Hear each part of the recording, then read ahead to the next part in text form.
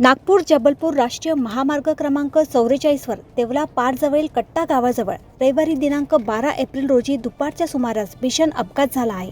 या दुर्घटनेमध्ये दुचाकी स्वाराचा जागीच मृत्यू झाला असून मागे बसलेला युवक किरकोळ जखमी झाला आहे।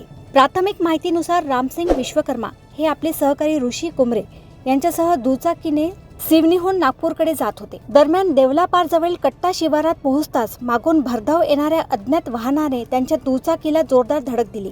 या धडकेत रामसिंग विश्वकर्मा हे रस्त्यावर फेकले गेले। त्यांच्या डोक्याला गंभीर दुखापत झाल्याने त्यांचा घटनास्थळीच मृत्यू झाला, तर मागे बसलेले ऋषी कुमरे हे रस्त्याच्या कडेला पडल्याने किरकोळ जखमी झाले। घटनेची माहिती मिळताच देवला पार पोलीस तसेच ओरिएंटल टोल प्लाझा खुमारी येथील कर्मचारी डॉक्टर हनवत व गणेश बगमारे तातडीने घटनास्थळी दाखल झाले।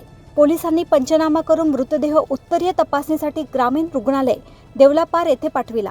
जखमी युवकावर उपचार सुरू आहेत। अपघातानंतर अज्ञात वाहन चालक फरार झाला असून त्यांचा शोध घेण्यासाठी देवलापार पोलिसांनी शोध मोहीम सुरू केली आहे। या घटनेमुळे परिसरात हळहळ व्यक्त केली जात आहे। देशोन्नतीसाठी आमचे रामटेकचे प्रतिनिधी पंकज बावनकर यांची रिपोर्ट।